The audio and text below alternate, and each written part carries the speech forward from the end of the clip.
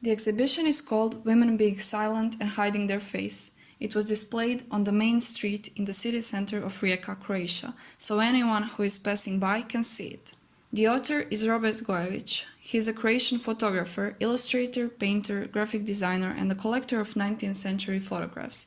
He specialized in one of the oldest photography techniques and processes from the 19th century, called the wet plate collodion process.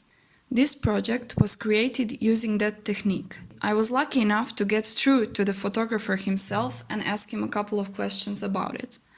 Firstly, a little bit about the technique. I asked Robert how long it takes for a single photo. He said that it's an incredibly challenging process. It's complicated to even acquire all the necessary components. One of the reasons is because it's forbidden to buy the main component, collodion, in Croatia. When you manage to get collodion and all the other components, it will take you a few hours to prepare everything. If you have everything ready to take a photo, it takes about an hour to capture it.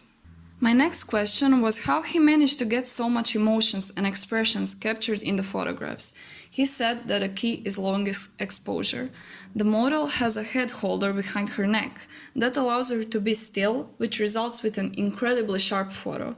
Long exposure using collodion manifests with an amazing vividness instead of stiffness, as if in those 5 seconds the camera absorbed the aura of the model. Robert said that he approached this project differently than he did others.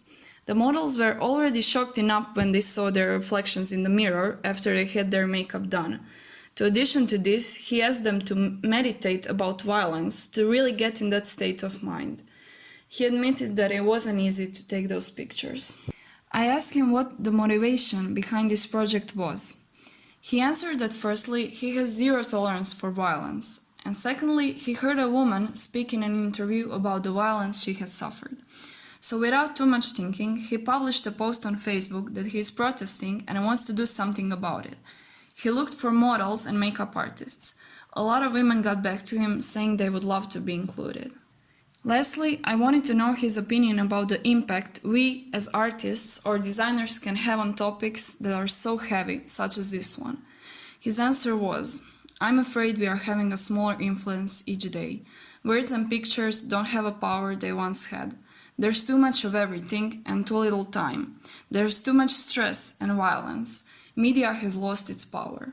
However, I got reactions, and that's great. People really thought that those are the photographs of real victims of violence, and that helped associations and organizations to draw attention.